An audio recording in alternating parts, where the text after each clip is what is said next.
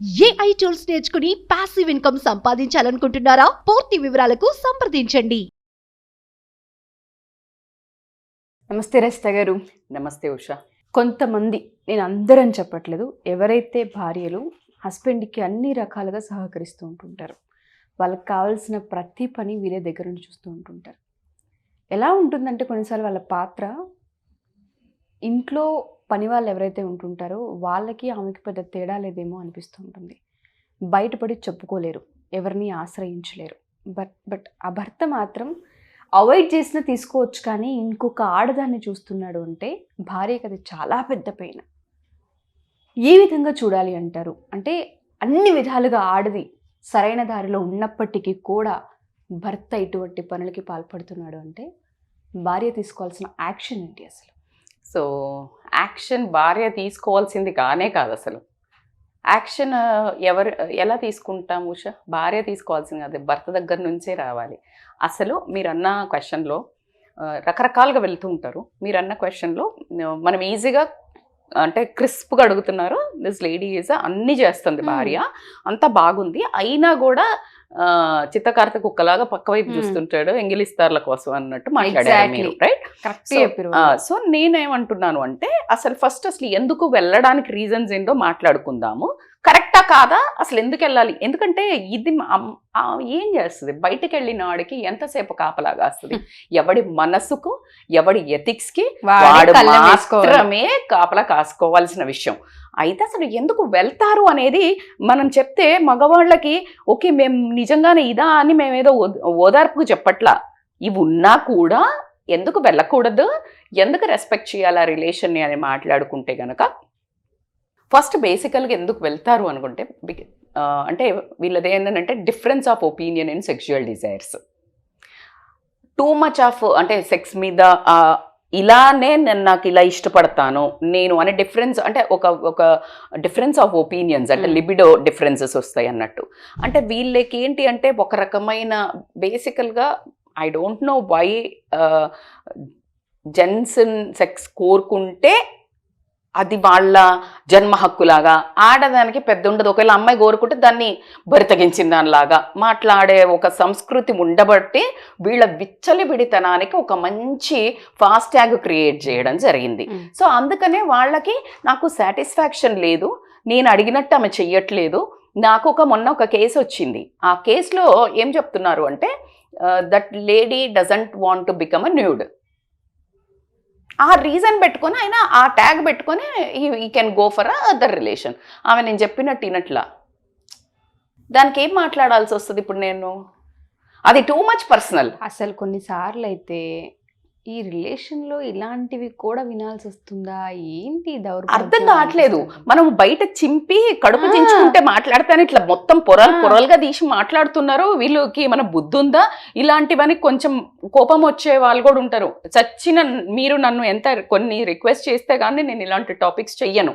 Because కానీ ఒక సమస్యను ఎప్పుడైతే వస్తుందో దాన్ని పూర్తి తరహాలాగా వివరించడానికి ట్రై చేస్తున్నాం, కానీ మేము అన్స్ట్రిప్ ద సిచ్యుయేషన్ని చేస్తున్నాము, మనుషుల్ని చెయ్యట్లా. We are అన్స్ట్రిప్పింగ్ that సిచ్యుయేషన్ని.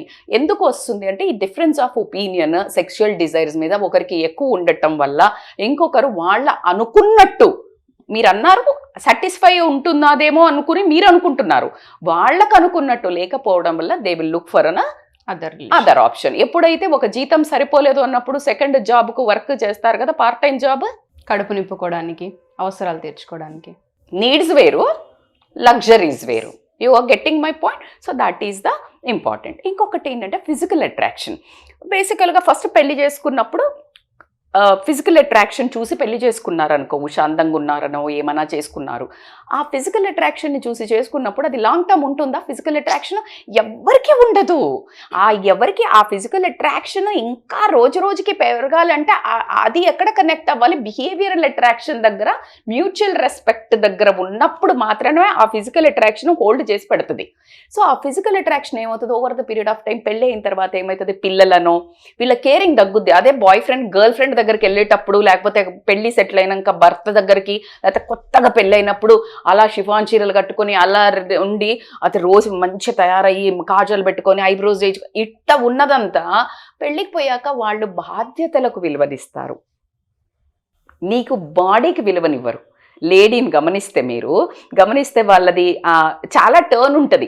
మళ్ళీ ఒక 40స్కి వచ్చాక ఏమన్నా మళ్ళీ దాని మీద ఫోకస్ పెంచుతారేమో కానీ ఈ లోపల మాత్రం వాళ్ళదంతా పిల్లలు, సంసారము, ఇల్లు, ఈ ఫ్యామిలీ వాళ్ళని అర్థం చేసుకోవటము, ఈ ఫ్యామిలీ రిలేషన్ వదిలేసి వచ్చి సెటిల్ అవ్వటము, వీటి మీద ఎక్కువగా పెట్టే వరకు ఫిజికల్ బాడీ మీద మేబీ లావ్ అవ్వటము, కేర్ తీసుకోకపోవటము, ఇది వీళ్ళకి ఒక వంకలాగా బయటకే హెడ్ లైట్ ఇలా తిప్పడానికి ఆస్కారం ఉంది.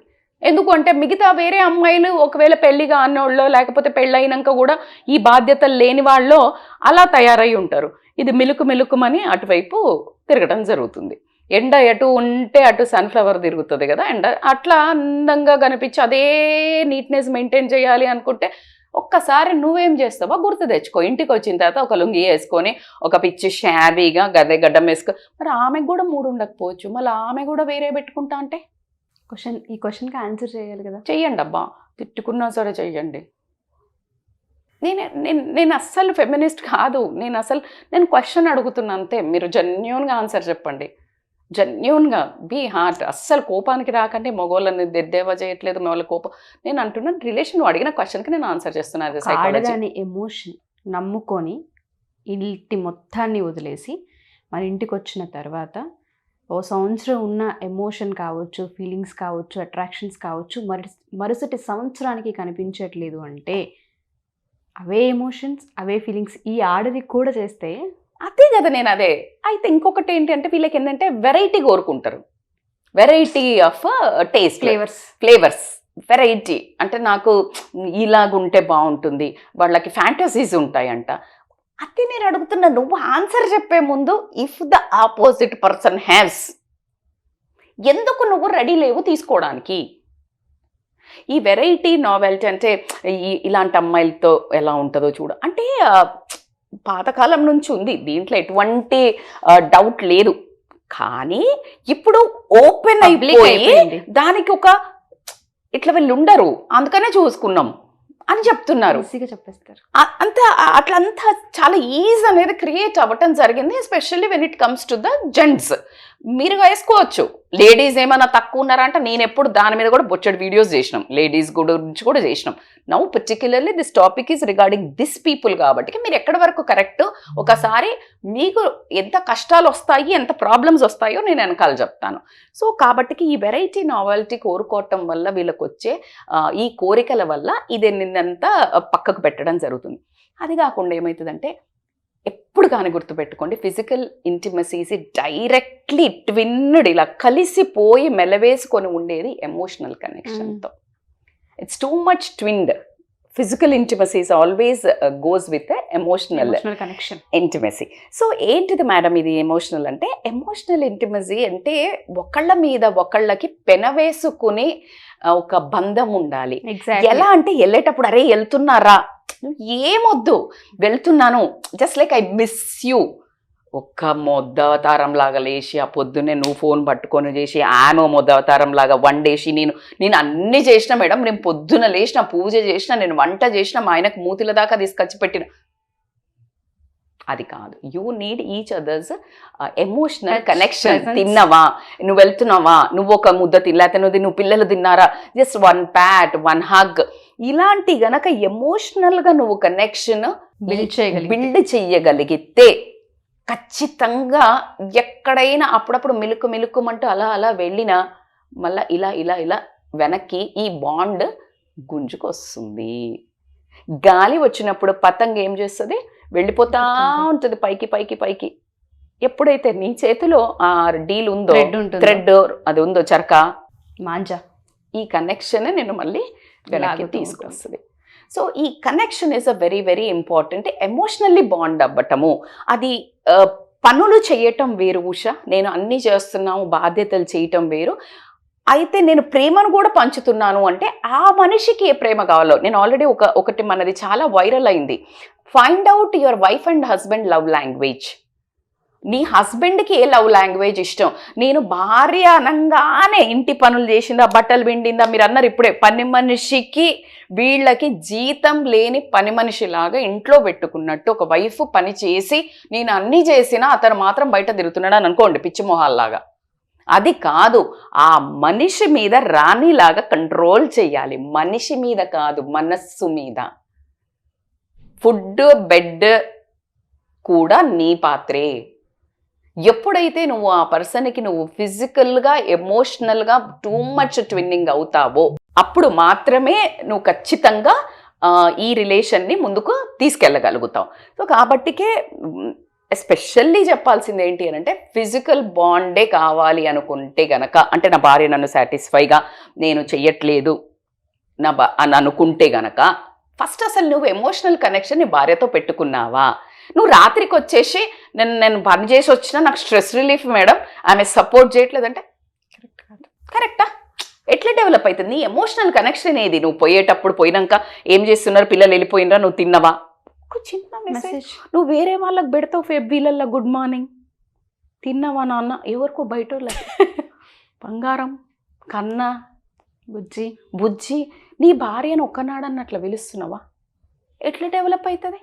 మేడం నేను అట్లా పిలిస్తే ఆమె పడ్డది, అట్లా పిలిస్తే ఈమె మొత్తం పడిపోతుంది. నువ్వేం అడుగుతుంది చేస్తుంది.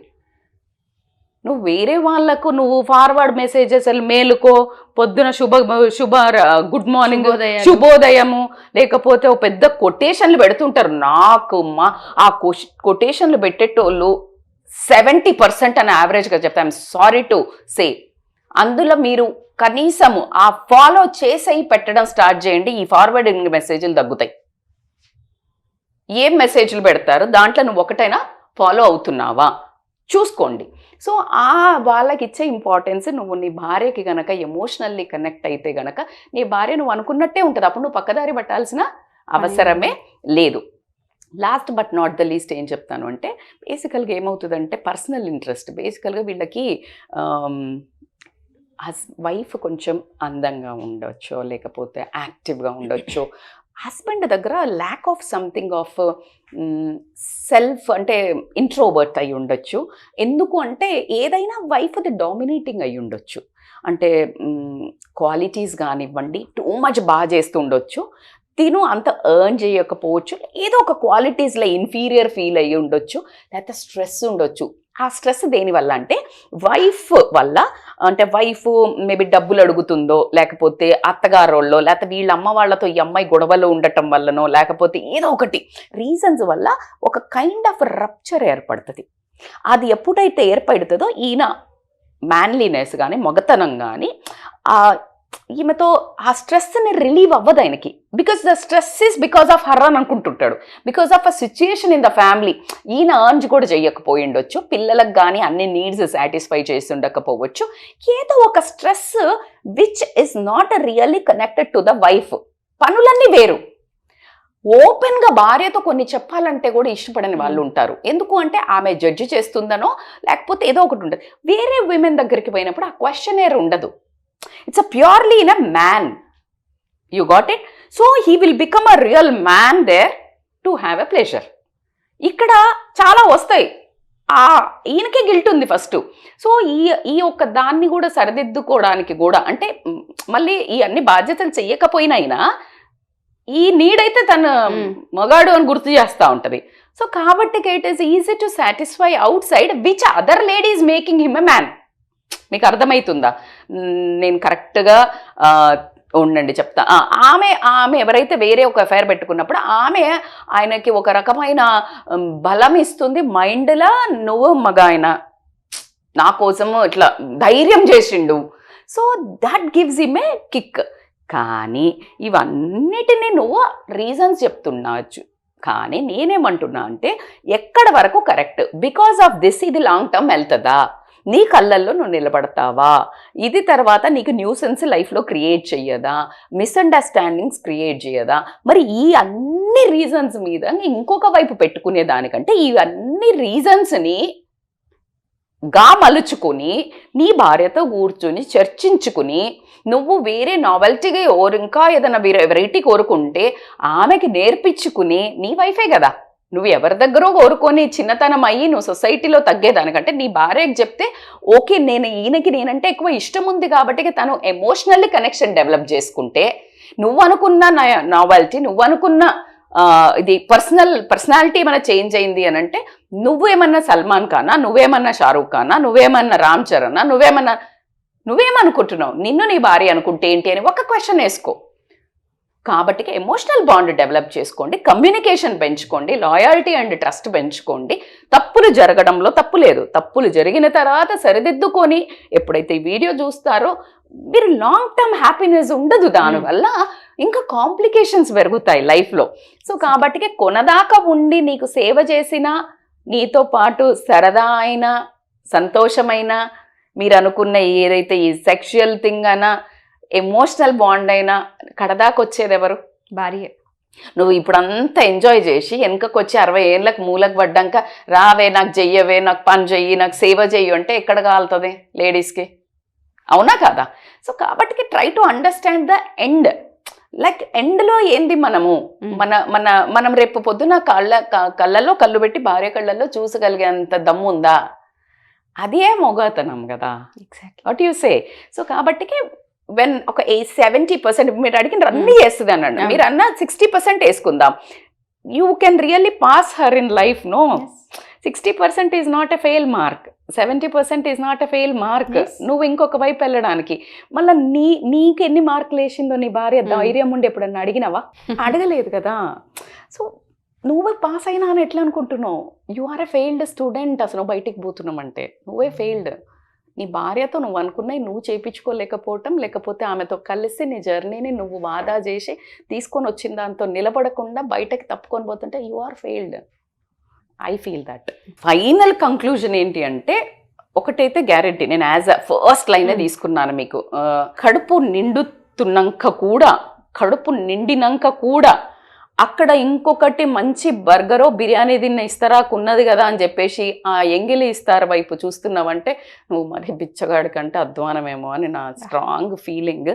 సో కాబట్టికే ఒకసారి ఆలోచించుకోండి. మీరు ఆ బుజ్జి కన్నా నాన్న బయట వాళ్ళకి బిస్కెట్లు వేసే బదులు భార్యకి వేయండి, నువ్వు ఏం అడిగితే అది చేస్తుంది. ఆ కోఆపరేషన్ అక్కడ చూపించండి, ఆ టైం అక్కడ చూపించండి, ఆ ఎనర్జీ అక్కడ చూపించండి, ఆ రొమాన్స్ అక్కడ చూపించండి, ఆ మన్మధుడు వేషాలు అక్కడ చూపించండి. ఆటోమేటిక్గా నువ్వు అనుకున్న దానికంటే ఎక్కువ హ్యాపీగా ఎంజాయ్ చేస్తావు వైఫ్ దగ్గర. అది ఛాలెంజ్. థ్యాంక్ యూ రస్తా గారు. Thank you so much. Thank you so much Usha. Suman టీవీలో మీ పర్సనల్ అండ్ బిజినెస్ ప్రమోషన్స్ కోసం కింది నెంబర్కి కాంటాక్ట్ చేయండి.